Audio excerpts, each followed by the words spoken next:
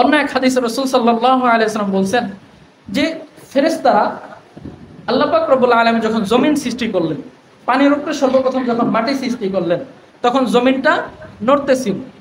আল্লাহ পাক রব্বুল আলামিন তখন পাহাড় বানাইলেন, বড় বড় পাহাড় পেরেক স্বরূপ গাইড়ে দিলেন। কি গাইড়ে দিলেন? বড় বড় পাহাড় পেরেক স্বরূপ গাইড়ে দিলেন, জমিনটা যাতে স্থির হয়ে যায়।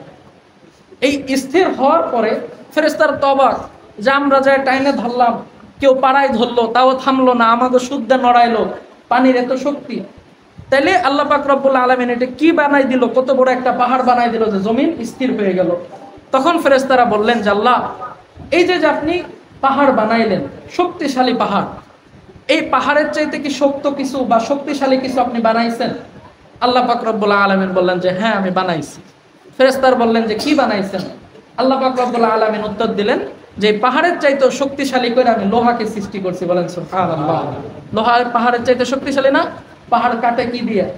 প্লাস্টিক দিয়ে, সুতে দিয়ে, লোহা দিয়ে কাটে, তাই না? পাথর টাথর কাটে না। সিলেট যারা গেছেন হয়তো দেখছেন, পাথর কাটে কি দিয়ে?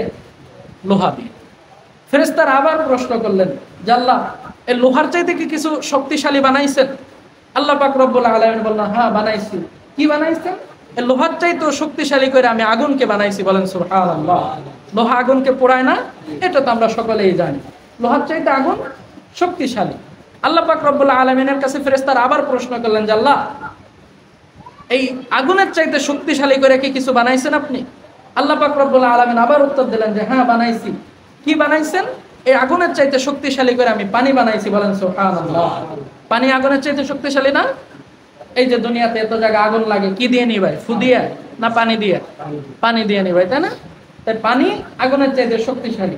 ফেরেশতারা আবার প্রশ্ন করলেন যে আল্লাহ, আগুনের চাইতে শক্তিশালী কি আর কিছু আছে? তখন পানির চাইতে শক্তিশালী কি আর কিছু আছে? তখন আল্লাহ পাক রব্বুল আলামিন উত্তর দিলেন যে হ্যাঁ, এই পানির চাইতে শক্তিশালী আমি আরো একটা জিনিস বানাইছি, সেটা হলো বাতাস। বাতাস আল্লাহ পাক রব্বুল আলামিন যত কিছু সৃষ্টি করছেন এর মধ্যে সবচাইতে শক্তিশালী কি? বাতাস, বাহ্যিক দৃষ্টিতে। এরপরে ফেরেশতারা বললেন যে আল্লাহ, এই বাতাসের চাইতে কি শক্তিশালী কিছু আছে? আল্লাহ পাক রব্বুল আলামিন বললেন যে হ্যাঁ, আছে। কি? তখন বললেন, আমার কোনো বান্দা যদি খালেস নিয়তে সামান্য পরিমাণও দান করে, এই দানের যে শক্তি, এই সমস্ত কিছু আগুন, পানি, চোর ডাকাত, বাতাস, মুসিবত, জ্বর ইত্যাদি যত রোগ আছে সবকিছু ভেদ করে পার হয়ে যাবে। বলেন সুবহানাল্লাহ। তো দান এত ফজিলতপূর্ণ একটা বিষয়।